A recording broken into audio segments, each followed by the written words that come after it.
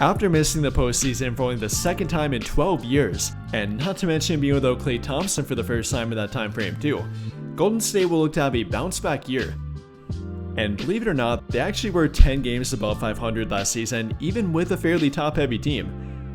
Losing two big names in Klay Thompson and Chris Paul, you would think they would get worse or not be able to make up for that, but I think they may have been able to do it. Looking a bit different and replacing them with guys like Buddy Hield, DeAnthony Melton, Kyle Anderson, and Lindy Waters. No, not big names, but pretty good depth pieces and maybe potentially a way for them to get better. With that being said though, no way that lesser named players can make them better, right? Well, I think it's more likely than the casual fan may believe.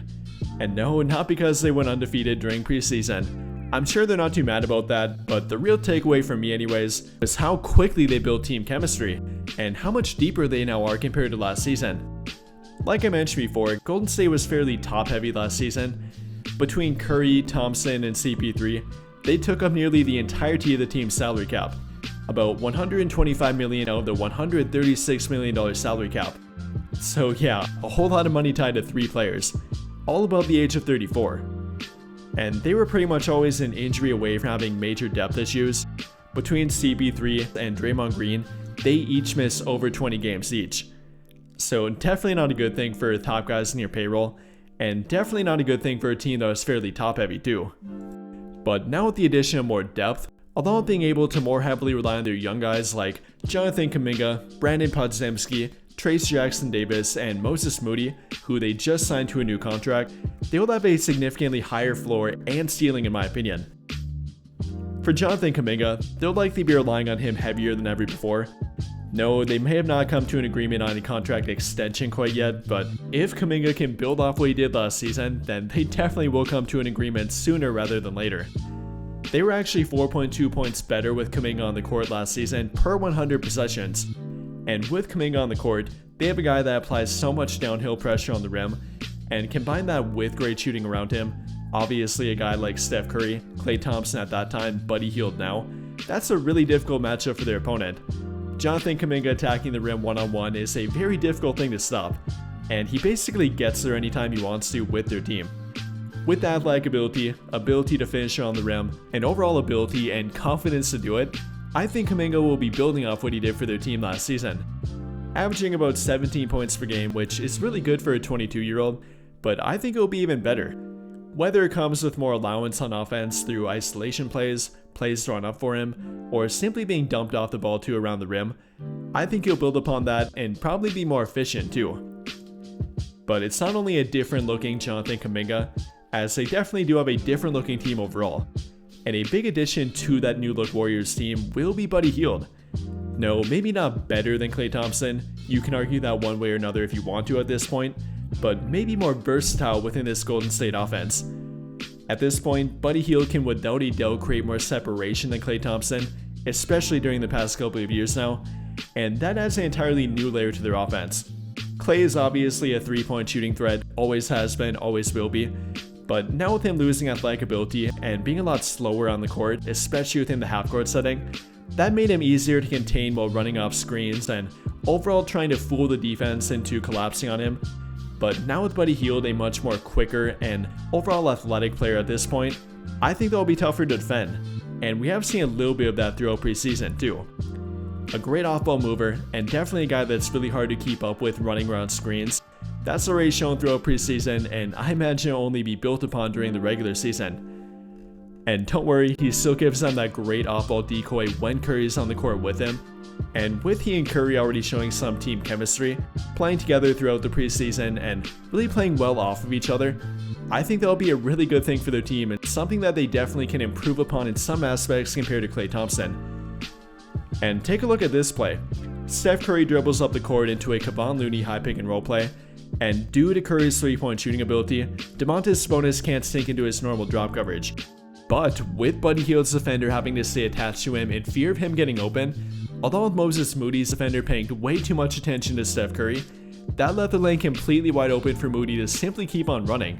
He then gets an easy dunk from the attention that Curry and Hield's three-point shooting draw, and better yet, this wasn't even an offensive set for their team. It was simply transition offense and Curry making the right read. That's what dangerous 3-point shooting and good spacing on the court can do for their team. Again, not even a set play for them, and that's what the combination of Steph Curry and Buddy Hield together on the court can do for their offense. Moving on though, as Buddy Hield will not be the only new look player for their team, another guy will be Kyle Anderson.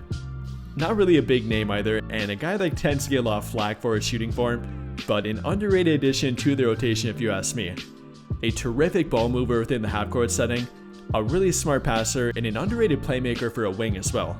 Having a 3.2 assist-to-turnover ratio during the past 4 years now, that's great for a point guard, let alone for a small forward or power forward.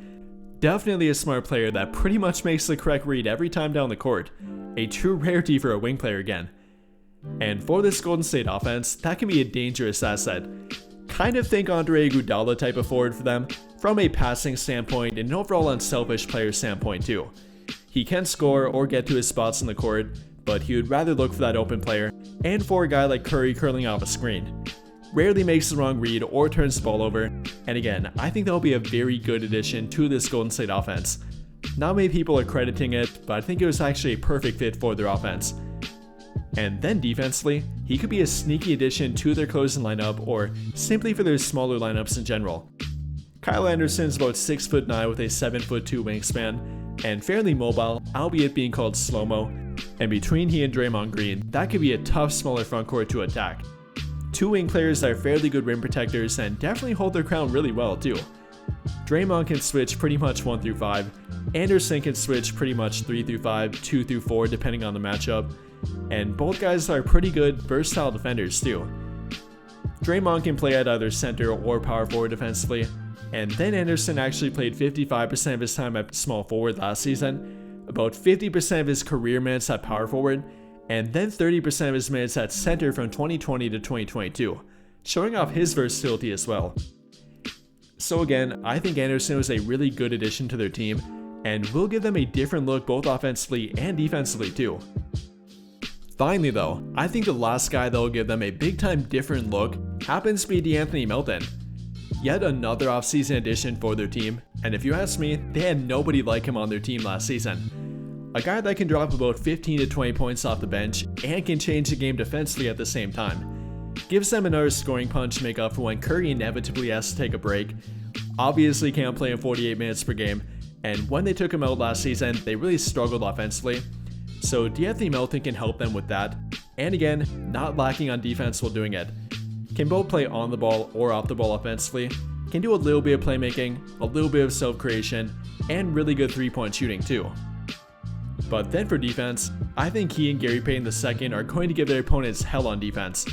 I mean, when's the last time Golden State had a defensive backcourt like those two? Two guys that are great on-ball defenders, two defensive pests that not only get up in your face and defend one-on-one and can pick you up full court as well, but then are great at getting in passing lanes, cause a ton of deflections, and even on-ball steals too. They're going to create a ton of takeaways defensively and overall be a nightmare to match up with. I mean, it combined 4.2 steals per 36-minute average last season, and 3.8 combined made 3-point shots too. If you're getting that from your backup backcourt, that's a really good sign for your team. A ton of depth and a luxury off the bench with those two in my opinion. But with that being said, I think those would be the new big ways for their team to look different this season, and probably the most likely ones too. Whether it be a new addition in playstyle like Buddy Hield or DeAnthony Melton, or with Jonathan Kuminga taking another leap, I think those are the most likely, and probably the newest ways for their team to look different. Apart from that though, maybe Draymond Green could get back to his 3-point shooting they shot in the past. That would obviously be great for their team and benefit their team as well. Or maybe a guy like Moses Moody might take that lead that we've all been waiting for. They did sign him to a new contract again and obviously do have belief in him. Or maybe it could come from an unexpected guy like Lindy Waters. Who knows? Plenty of ways for this Golden State team to look different, and I think they're overall a deeper and better team as well. But with that being said, what do you guys think? How do you feel about this new look Golden State team and how they might look different this season? Let me know your thoughts in the comments down below.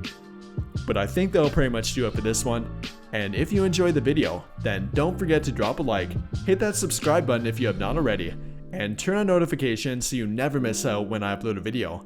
But as always, thank you for watching and have a great day. But as always, thank you for watching and have a great day or night.